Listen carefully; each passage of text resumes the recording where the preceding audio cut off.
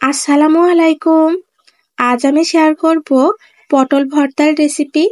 পটল আমরা অনেকভাবেই তৈরি করে থাকি, তবে এভাবে ভর্তা তৈরি করলে গরম ভাতের সাথে খেতে খুবই ভালো লাগে। মুখে রুচি না থাকলে এভাবে পটলের ভর্তাটি ট্রাই করে দেখতে পারেন। তৃপ্তি সহকারে 1 প্লেট ভাত খেয়ে নিতে পারবেন। আশা করছি রেসিপিটি ভালো লাগবে। পটল ভর্তা করার জন্য এখানে আমি কয়েকটা পটল নিয়ে নিয়েছি। আপনারা আপনাদের পরিমাণ অনুযায়ী নিয়ে নেবেন। এখন পটলের উপর যে সবুজ আবরণটা আছে এটা তুলে নিতে হবে।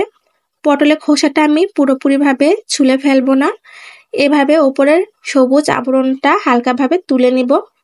দেখুন আমি সবুজ আবরণটা ভালোভাবে তুলে নিয়েছি। সবগুলো পটল থেকে সেম ভাবে আবরণগুলো তুলে নিব।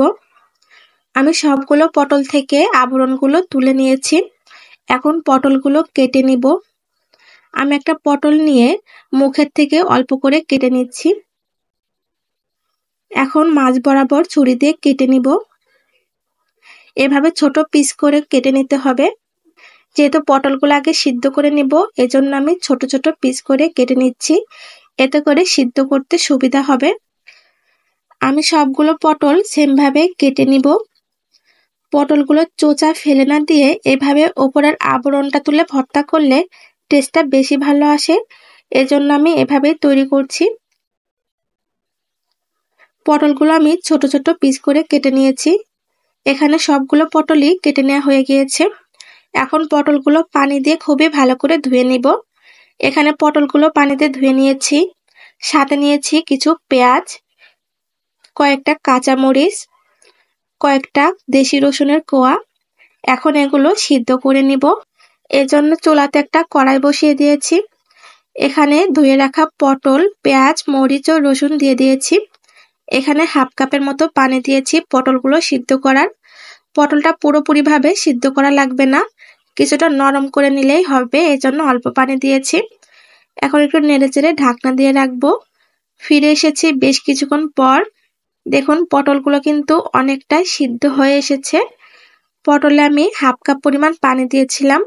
পটল থেকেও কিন্তু এক্সট্রা পানি বের হয়, সব মিলিয়ে পটলগুলো সিদ্ধ হয়ে গিয়েছে।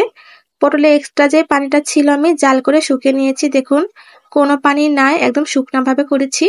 এখন চুলা থেকে নামিয়ে নিব। চুলা থেকে নামিয়ে নিয়েছি। এখন একটু ঠান্ডা করে নিব। এখন একটা ব্লেন্ডার জারে নিয়ে ভালোভাবে ব্লেন্ড করে নিব। আপনারা চাইলে পাটাতেও ভালোভাবে পিষে নিতে পারেন। আমি ব্লেন্ডারে ভালো করে ব্লেন্ড করে নিয়েছি। দেখুন এখন আমি একটা প্লেটে ঢেলে নিব। পটলের মিশ্রণটুকু প্লেটে ঢেলে নিয়েছি। এখন চুলাতে একটা কড়াই বসিয়ে দিব। এখানে আমি পরিমাণ মতো সরিষার তেল দিয়ে দিব। ভর্তার আসল স্বাদ পেতে হলে অবশ্যই সরিষার তেলটাই ব্যবহার করতে হবে। এখানে দিয়ে দিয়েছি হাফ চা চামচ পরিমাণ জিরা, দিয়ে দিয়েছি 2টা শুকনা মরিচ কুচি। অবশ্যই জিরার ফোড়নটা দিবেন, এতে সুন্দর একটা ফ্লেভার আসবে, খেতে ভালো লাগবে। জিরা শুকনো মরিচ আমি কয়েক সেকেন্ড নেড়েচেড়ে নিব। এখন এখানে দিয়ে দিব 2টা পেঁয়াজ কুচি ও একটা রসুন কুচি। এখন সবকিছু ভালোভাবে ভেজে নিতে হবে। ভর্তার ক্ষেত্রে পেঁয়াজ ও রসুনটা লালচে করে ভেজে নিলে টেস্টটা ভালো আসে, এজন্য আমি পেঁয়াজ রসুনগুলো পুরোপুরি লালচে করে ভেজে নিব। বেশ কিছুক্ষণ ধরে ভালোভাবে ভেজে নিয়েছি। দেখুন পেঁয়াজ রসুনগুলো ভালোভাবে লালচে কালার চলে এসেছে, বেরেস্তা টাইপ হয়েছে। এখন এখানে দিয়ে দিব বেটে রাখা পটলের মিশ্রণটুকু। আমি সবটুকু মিশ্রণ ভালোভাবে দিয়ে নিচ্ছি। এখন অনবরত নেড়েচেড়ে সবকিছুর সঙ্গে ভালোভাবে মিশিয়ে নিতে হবে। এ পর্যায়ে চুলার জালটা মিডিয়াম হিটে করে দিবেন। মিডিয়াম হিটে ভালোভাবে নেড়েচেড়ে পটলে যে এক্সট্রা পানিটুকু আছে টানিয়ে নিতে হবে।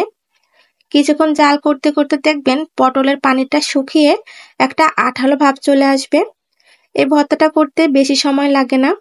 এখন এখানে দিয়ে দেব স্বাদ মতো লবণ, হাফ চা চামচ লবণ, হাফ চা চামচ হলুদ দিয়েছি। যেহেতু পটল সিদ্ধ করার সময় আমরা কোনো পরিমাণে লবণ দিই নাই, এজন্য এখন লবণ ও হলুদ দিয়ে নিয়েছি। অবশ্যই লবণটা একটু বুঝে নেবেন, কেননা ভর্তাটা নাড়তে নাড়তে আরো পরিমাণটা কমে যাবে, এজন্য অল্প পরিমাণ লবণই দিবেন, না হলে লবণটা বেশি হয়ে যাবে। বেশ কিছুক্ষণ নাড়াচাড়া করার পর দেখুন পটলের পানিটা কিন্তু অনেকটাই টেনে এসেছে, আঠালো হয়ে এসেছে। আমি আরো কিছুক্ষণ ভেজে নিব যতক্ষণ পর্যন্ত তেল ছেড়ে না দেয়।